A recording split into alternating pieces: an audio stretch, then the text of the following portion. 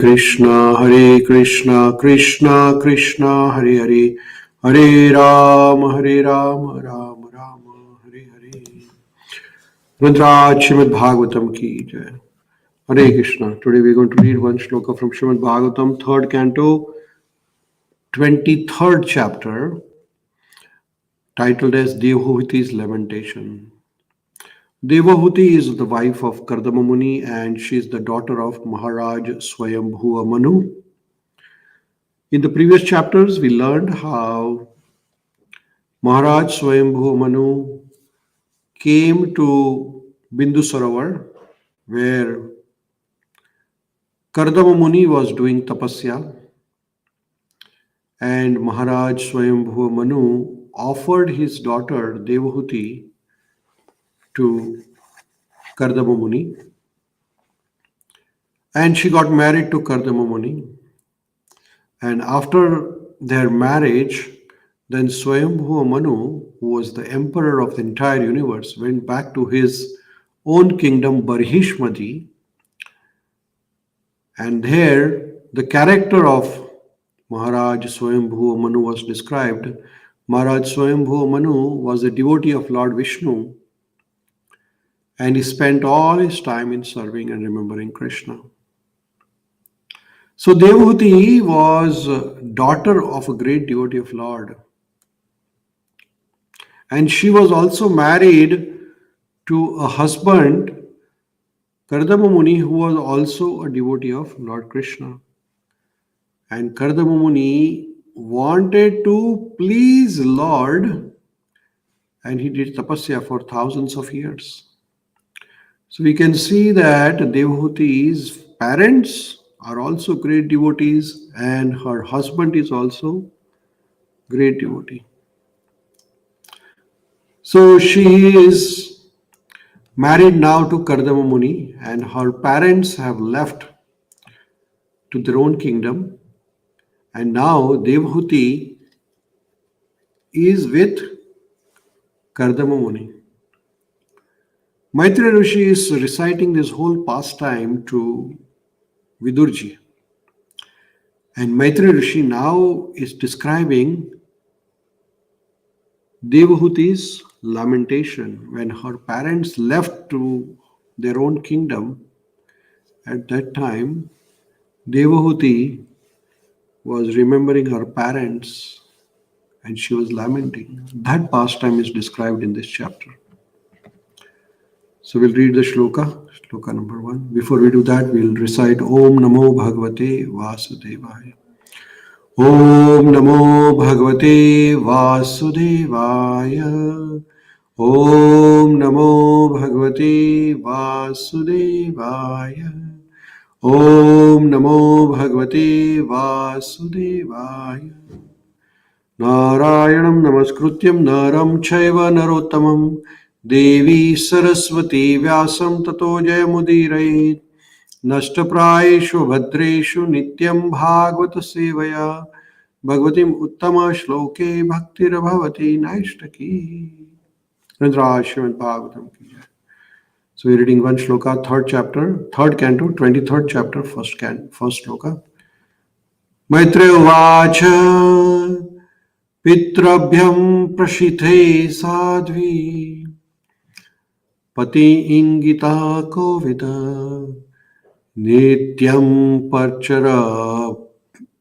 Parcharayat Pritya Bhavaniva Bhavam Prabhu Bhavaniva Bhavam Prabhu.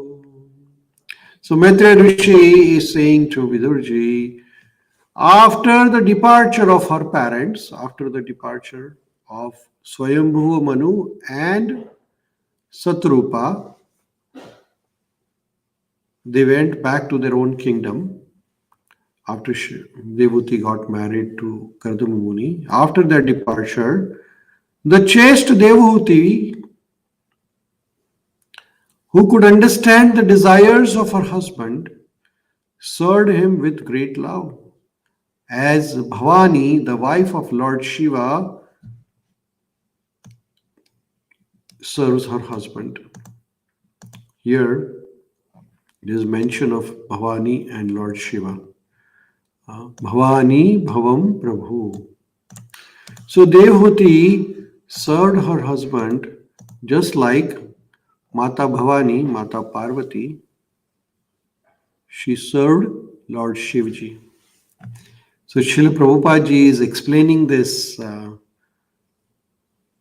ideal wife, Bhavani, how she served her husband. In the purport, Srila Prabhupada ji writes here, the specific example of Bhavani is very significant. Here, what can we learn from Mata Parvati? This is what is mentioned here in this purport by Srila Prabhupada. He is explaining about the Bhavani, who is the wife of Lord Shiva. Bhavani means the wife of Bhava, Lord Shiva. Bhavani or Parvati, the daughter of King of Himalayas, selected Lord Shiva, who appears just like a beggar, as her husband.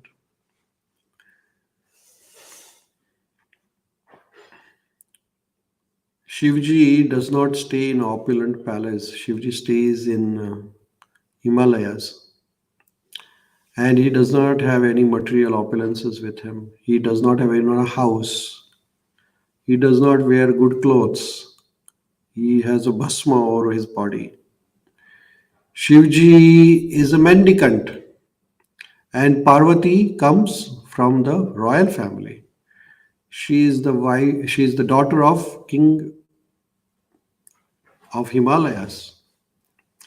Now, she decided to marry Lord Shiva.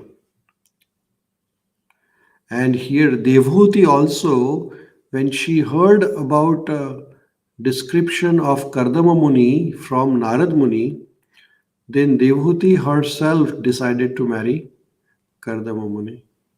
And then her parents brought her to Kardama Muni. And similarly, Parvati's story is also same. Narad Muni came and described the glories of Lord Shiva to Parvati. And that is how Parvati got married to Lord. She decided to get married to Lord Shiva. So here, both the cases, the situation is similar. Narad Muni is helping them to understand the nature of a Vaishnava, a devotee, and Parvati as well as Devahūti. Both of them decide to marry the devotee of Lord. Kardama Muni is also a mendicant. He is also sadhu. He does not have material opulences. And Devahūti is the daughter of emperor. Parvati is also daughter of King of Himalayas. And Shivji is also mendicant. So both the similarities are there. So here, that's why Maitreya Rishi is using this analogy of Bhavani and Shiva with Devahūti and Kardama. Both are Vaishnava. In spite of her being a princess, she undertook all kinds of tribulations to associate with Lord Shiva, who did not even have a house but was sitting underneath the tree and passing his time in meditation. Lord Shiva stays in Himalayas, and all the time Lord Shiva doing is chanting the Lord Rama's name. Shivji is a great Vaishnava. He is always chanting Lord Rama's name. Rama Rama Rameti Rame Rame Manorame. And he does not have material opulences. Parvati took all the difficulties, leaving her royal family and coming and serving Lord Shiva. Although Bhavani was the daughter of a very great king, she used to serve Lord Shiva just like a poor woman. She did not expect from her husband that I come from the big family, so please give me house or clothing or good shelter or good food. Even though she comes from the big family, she stays just like a poor person. She did not ask any material facilities from Lord Shiva. Parvati stayed just like Lord Shiva stayed. And same is with Devahūti. Devahūti was the daughter of emperor. emperor of entire universe. Maharaj Swayambhu Manu, yet she preferred to accept Kardama Muni as her husband. And she also stayed in forest, in jungle with Kardama Muni. She served him with great love and affection, and she knew how to please him. So Devahūti helped Kardama Muni in his austerities, tapasya. Whatever he needed, Devahūti helped. Therefore, she is designated as Sadhvi, which means the chaste or faithful wife.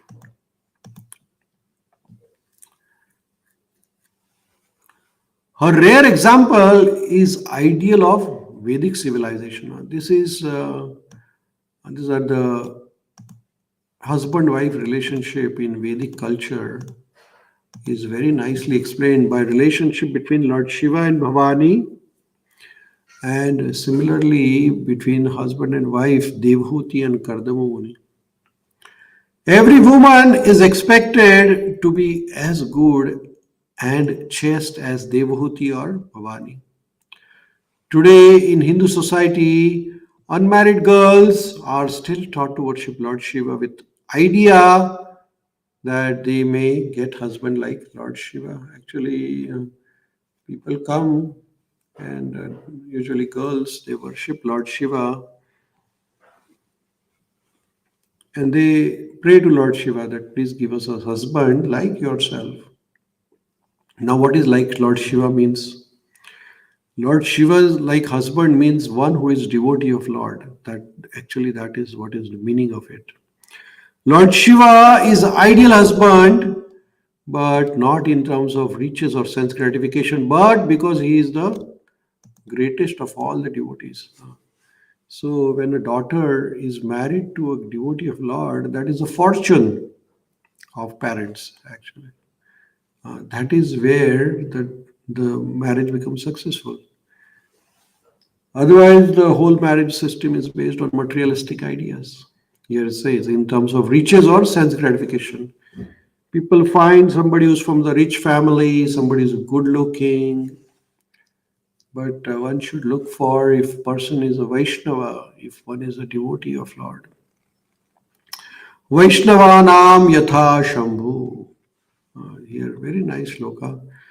Vaishnavanam yatha Shambhu means Lord Shiva is the ideal Vaishnava, which means that he is the greatest of great devotees of Lord Vishnu, Lord Shri Rama. One time Parvati Mata asked Lord Shiva that whole world is worshipping you and I see you are always doing a meditation. What are you meditating upon? I think that you are the master of the universe. So Lord said, no. Shivji says, no, I am not the master of the whole universe.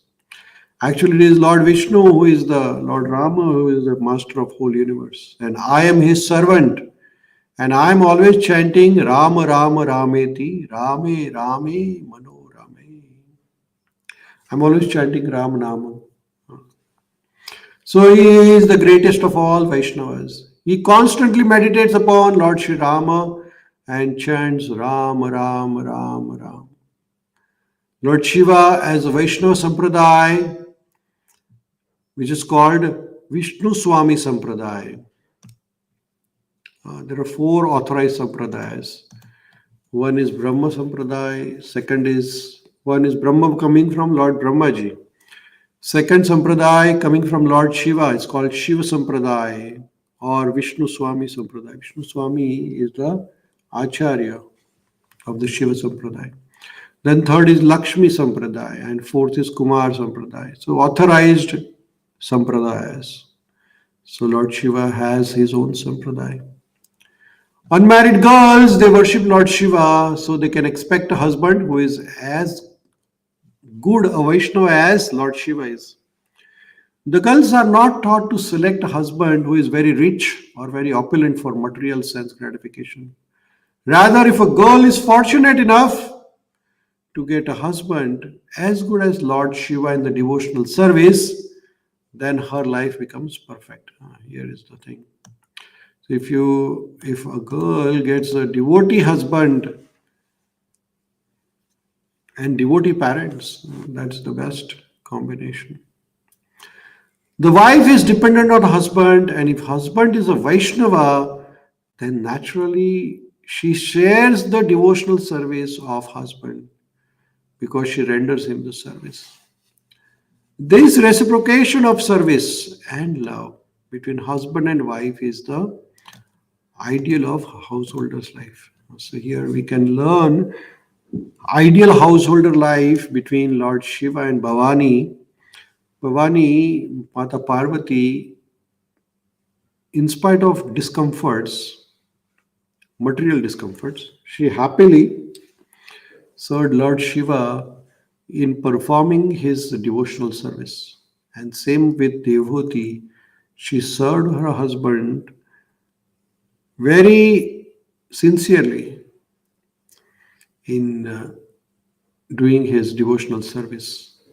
So, Srila Prabhupada very nicely explains the word Bhavani, importance of having husband like Lord Shiva, and how one can get the husband like Lord Shiva by worshipping Lord. Girls can get a husband like Lord Shiva by worshipping Lord Shiva on, and the relationship between the husband and wife, which is explained here, is both help each other to perform devotional service to Lord Vishnu. So with that, we'll pause here and we'll continue our reading of Śrīmad-Bhāgavatam tomorrow. Grantaraj Śrīmad-Bhāgavatam ki jai, Srila Prabhupada ki jai.